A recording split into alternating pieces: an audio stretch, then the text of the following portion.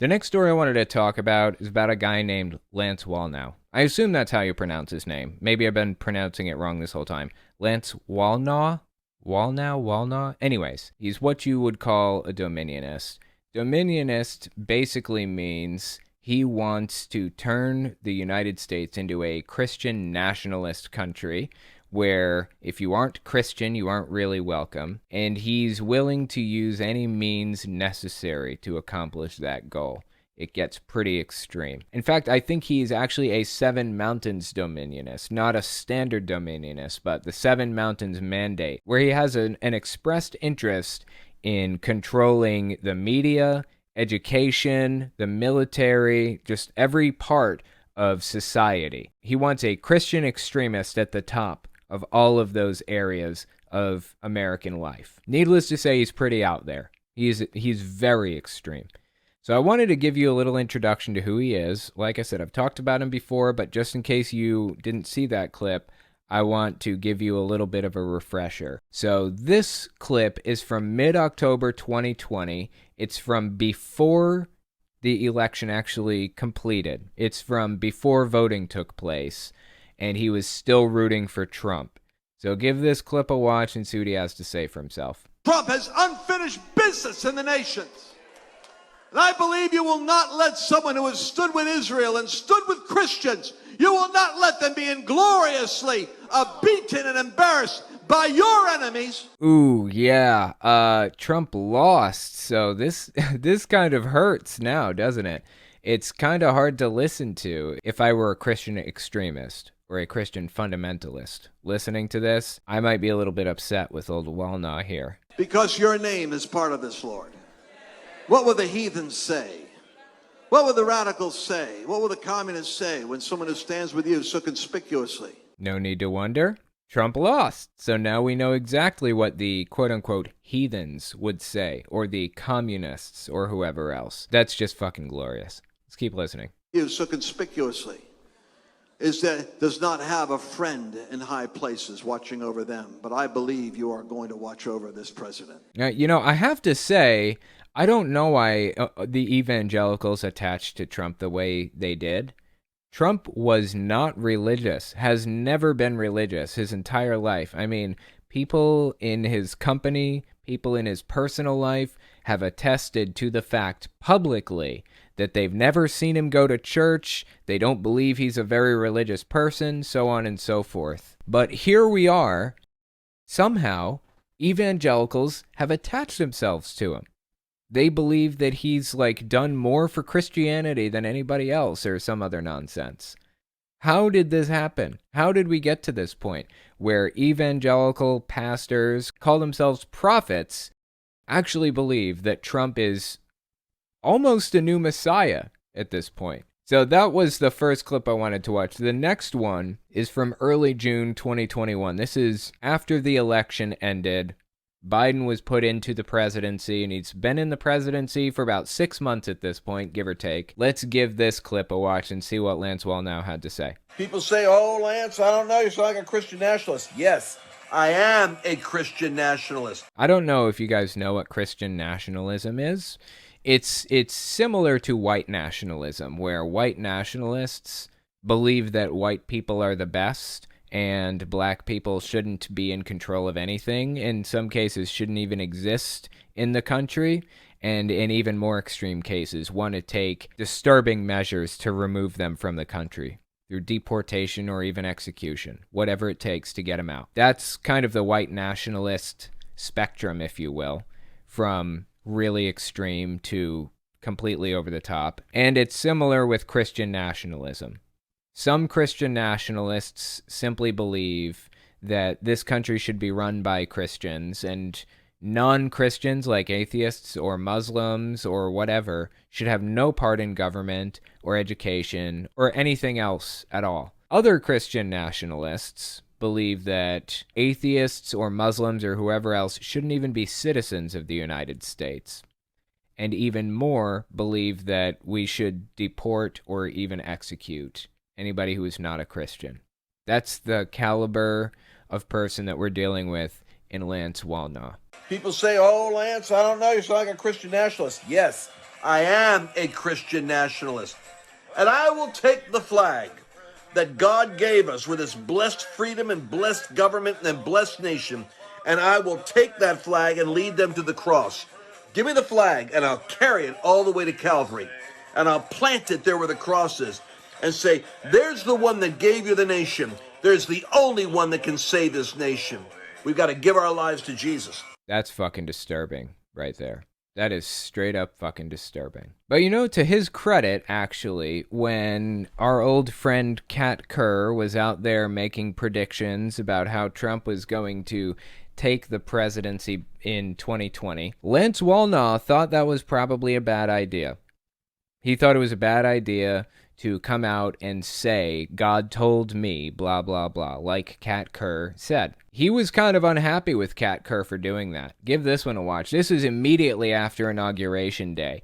After Biden was inaugurated into the presidency, Lance Wallnau came out and said this on January 22nd, 2021. Ministers are busy obsessing over a woman with pink hair who refuses to recant her prophecy that Trump will be in office. You know, A woman with pink hair. Does that sound familiar at all to you guys? This woman is so entertaining. My God. I love covering Kat Kerr, but it's like, God, I can't cover her like every fucking episode, you know? Check this out.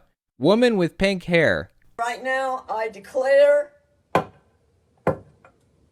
and I call forth our president to take his rightful place, Trump, to come forth right now. Step into your destiny that God gave you, called you, appointed you, and anointed you for this time to declare over America, to help America. Of course, this was after Biden was already inaugurated. She was telling Trump to walk into the White House and take it. Woman with pink hair, though, yeah. Does that sound familiar?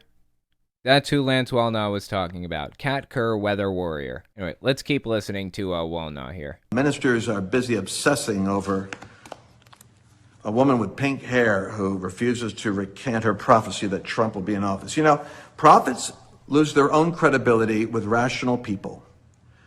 After a while, they have to recognize that they missed it. The prophets tend to end up exposing themselves because if they prophesy something that doesn't happen, don't you think they know it didn't happen? And the Mets will win the World Series. Well, what if they don't? I'm holding on. God told me, and they're going to win. It may take a year, but they'll be winning it. No, it doesn't work that way. It doesn't work that way in elections either. That's fascinating. That's an extremely fascinating perspective. He's correct. This is coming from a guy who is a Christian nationalist to the core. Like I said, I don't know where he is on the spectrum between just doesn't want, non-Christians involved in government and he actually wants to execute any non-Christians in the country. I don't know where he falls on that spectrum. Maybe he's the most moderate of Christian extremists and just doesn't want any non-Christians involved in government, for all we know. That's still an extreme position either way. But on prophecy, he seems to be connected to reality in some ways, to some degree. He realizes that coming out and claiming that God told you this thing is true when we have evidence that it's not is probably a bad play. You lose credibility among normal people when you do that kind of shit. So anyways, that, if anything, makes him a little bit more dangerous to me. It means he's a competent Christian nationalist. He knows what he's doing. Anyways, he has this podcast called The Lance Wallnau Show. And I wanted to listen to just a minute or two of this. This episode came out early November, so fairly recently. Give this clip a listen. He was interviewing somebody. Check this out. Progressivism is really a false religion. And we have a whole chapter in our book of how the left is exactly mimicking how we like things that are sacred or not sacred. You remember a while back, I've been talking about this for a while, but Christian extremists want to turn things that they don't like into religions for a couple of reasons, in my experience. It seems to me that they want to do it because, A, it makes you a heretic if you take part. They did this shit with LGBT people. Like, if you accept LGBT family members, they come out and they say, hey, I'm gay and I have a boyfriend. If you accept that and continue to have a relationship with them after that, you're a heretic. You're not a true Christian. You're evil, and you should be excised from your Christian community, from your church. That's their kind of goal with all of this. That's one aspect of it. And the other aspect of it, in my experience, is it's one short hop from religion to cult in their eyes. They think it's easier to convince you that it's this big evil industry that's trapping poor innocent people and manipulating them and influencing them and all that other stuff. So if they convince you it's a religion, they can call you a heretic for following it, and they can more easily label it a cult. Let's keep listening. Sacred or not sacred, and they have their own confessions. It's a religion really devoid without forgiveness and cancel culture. I mean, they have their own excommunication. I mean, it's very similar to what we would see in modern day religions. But just throwing all that out there. Well, it is, and we talked about it because what people don't realize is the whole woke industrial complex. Woke industrial complex? What does that even mean? I don't understand. Hang on. Let me look something up real fast. Give me a second here. We're going to find something. So the first time I had ever heard of the military-industrial complex, I believe was from Dwight D. Eisenhower. He was warning about the military-industrial complex on his way out of office. And the definition of military-industrial complex is a country's military establishment and those industries producing arms or other military materials regarded as powerful vested interest.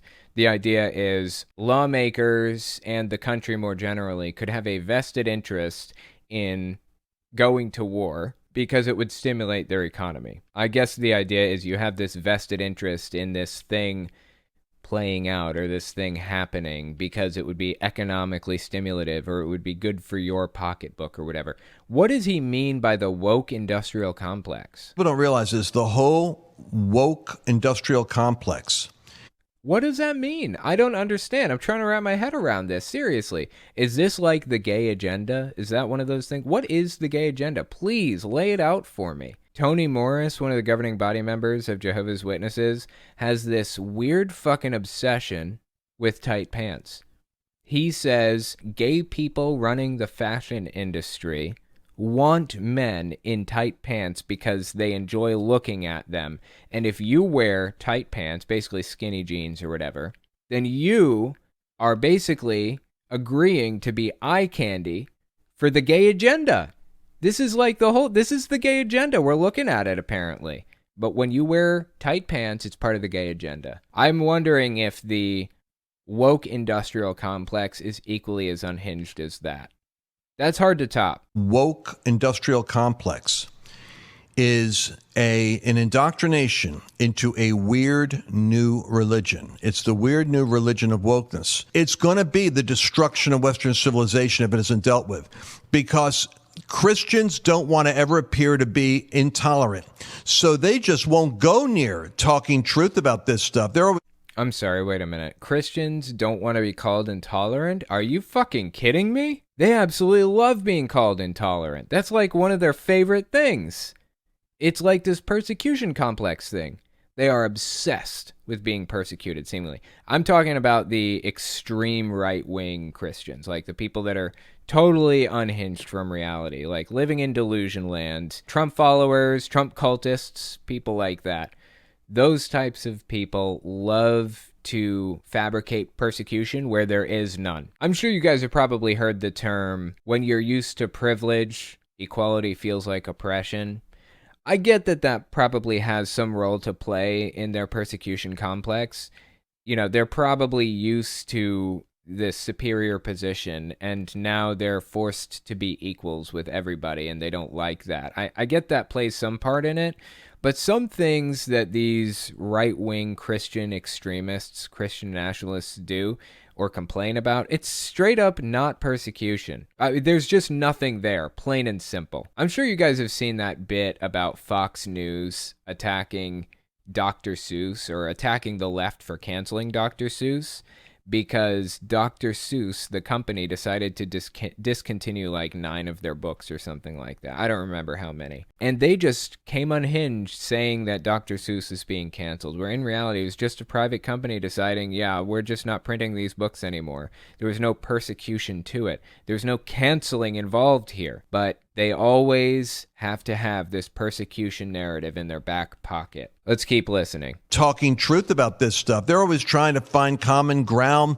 to not appear to be intolerant. But you see, intolerance is the new religion. This progressive fundamentalism is a religion. It's got its own false confessions. You have to make the confession. You can't just love your neighbor who might deal with homosexuality like you would love your neighbor who might be dealing with adultery or theft or something like that.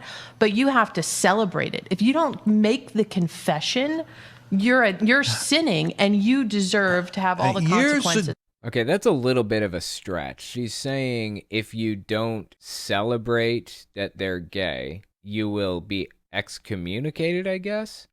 Or you could just leave people alone. That's all anybody has ever wanted. Seriously. Let people live their lives and do their thing and just stay the fuck out of it. That's all anybody has ever asked. That's it. Jesus fucking Christ. The persecution complex. Right back to the persecution complex. They are being hurt and wounded because you want them to accept you. It's your fault for wanting acceptance, and they're being persecuted because they don't want to accept you. That's part of their religious belief.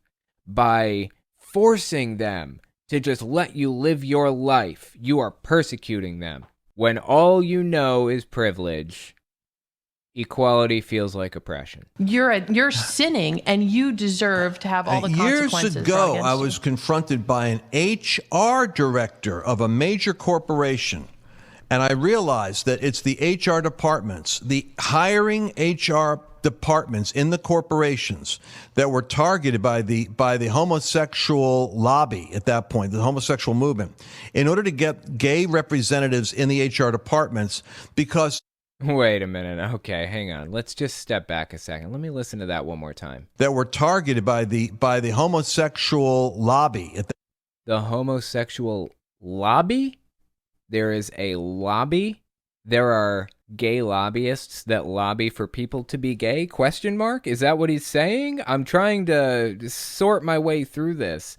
What a confusing fucking mess. What is the homosexual lobby? Please explain this to me. In order to get gay representatives in the HR departments, because they would hire their own woke people, and they would, in a sense, vet and get rid of the conservatives or evangelicals. So, in a sense? In what sense?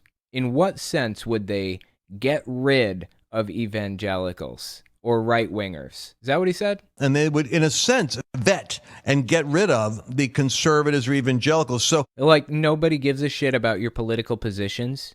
If you keep that shit at home, no problems. If I went out there to my job and started screaming about atheists and how I hate Christians, they would fire my ass. And probably rightfully so. Leave that shit at home. You're there to do a job. Leave politics and religion and all that other shit at home. If it's going to start a fight with somebody, it's nobody's business. Just live your life, do your job, and go home. If you are starting shit with somebody because they're gay and you don't like that, you deserve to be fired, as far as I'm concerned. You absolutely deserve to be fired for that. Is that what he's talking about? In a sense, filtering these people out? If these people make a scene over it, they deserve it. But FYI, I'm hard-pressed to believe that this is even a real story. I have a distinct feeling that he's completely full of shit. The moment he said the gay lobby, or the homosexual lobby, I started kind of questioning the reality of this story. And I talked to a guy who this was actually what he was doing in a major corporation. Because I was talking like a Christian. I said, well, Christians are, we're blessed are the peacemakers. We're not trying to hurt anybody. And he said, you don't get it. It was a contempt and anger. He said, you don't get it. We don't want your acceptance. Who are you to accept us? You will affirm us. Do you know what that means? You are going to embrace us, affirm us, celebrate us. You're going to bow to the realization that we are legitimate and you cannot reject us. Even if your religion disapproves of homosexuality, you're going to change that. Oh, please. I do not believe this even a little bit. I'm sorry. I can't even imagine that situation playing out in real life. I'm calling bullshit. I'm sorry. Give me some evidence. Give me some evidence. Anything. I'll take fucking anything for this. Until you give me any shred of evidence, anything at all, I'm not buying it. The story itself is completely ridiculous from the ground up. And I realized this is not what I thought it was. By the way, this doesn't represent all gays. But unfortunately, it's kind of like moderate Muslims. They exert no influence when it comes to terrorism. Wow. He just compared gay people in America to terrorists. That's basically what he did just now, right? And I realized this is not what I thought it was. By the way, this doesn't represent all gays. But unfortunately, it's kind of like moderate Muslims. They exert no influence when it comes to terrorism. No low. There is no low to these people. No logic to be found, and no low they're afraid to reach. Dude just called gay people terrorists.